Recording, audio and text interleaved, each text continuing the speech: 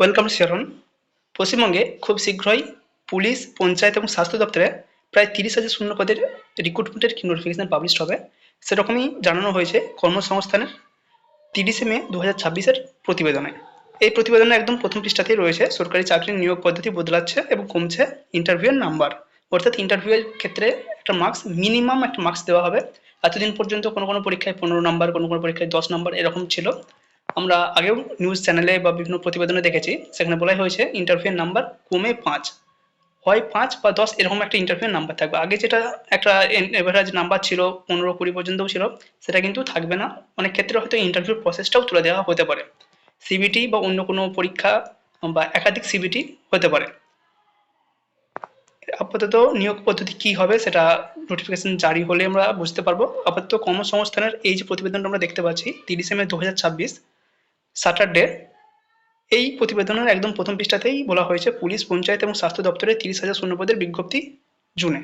তার পরে আরও যদি আমরা এখানে এটা ফলো করা দেখতে চাই, রাজ্য সরকারের বিভিন্ন দপ্তরে চাকরির জন্য নিয়োগ স্বচ্ছ নীতি চালু হতে চলেছে। অর্থাৎ নিয়োগ হবে স্বচ্ছতার সঙ্গে, কোনো দুর্নীতির সঙ্গে আপোষ করা হবে না।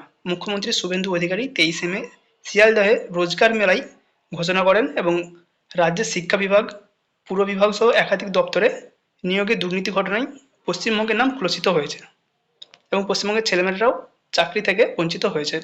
সরকারি চাকরি নিয়োগ পদ্ধতিতে বদল আনতে চাই সরকার। আগামী মন্ত্রিসভার বৈঠকে রাজ্য সরকারি চাকরিতে নয়া নীতি কার্যকরী হবে। আগামী মন্ত্রিসভার যে বৈঠক হবে সেখানেই এটা জানানো যাবে। যারা কর্মসংস্থান রেগুলার ইউজ করেন বা অনলাইনেও যারা ইউজ করেন www.facebook.com কর্মসংস্থান, এখান থেকেও এই প্রতিবেদন ফলো করতে পারেন। আপাতত এটা সম্পূর্ণ কর্মসংস্থান এই প্রতিবেদনের মাধ্যমে আমরা আপাতত জানাচ্ছি। লাস্ট যে রিক্রুটমেন্ট হয়েছে 2025-26-এ, আমরা যদি ডক্টর বা স্টাফ নার্স বা মেডিকেল রিলেটেড যে রিক্রুটমেন্ট হলো, সেখানে কিন্তু নিউজ চ্যানেল বিভিন্ন প্রতিবেদনের আগাম পূর্বাভাস যেটা দিয়েছিল সেটাই একদম অ্যাকুরেটলি মিলেছিল, একদম 100% অ্যাকুরেটলি মিলেছিল।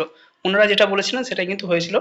তো কর্মসংস্থানে একটা পূর্বাভাস দেওয়া গেছে, দেখা যাক পরবর্তী নোটিশ আপাতত দুদিনের মধ্যে পাবলিশড হয় কিনা। এবং আমাদের মুখ্যমন্ত্রী শুভেন্দু অধিকারী তিনিও কিন্তু কিছুদিন আগেই প্রেস কনফারেন্সে বলেছেন আগামী 3 মাসের মধ্যে ডক্টর, নার্স, প্যারামেডিক্যাল এই সমস্ত জায়গায় যে স্টাফ ক্রাইসিস রয়েছে সেগুলো ফিল আপ করা হবে স্বচ্ছভাবে নিয়োগের মাধ্যমে। দেখা যাক, আপাতত নোটিফিকেশনের জন্য ওয়েট করো।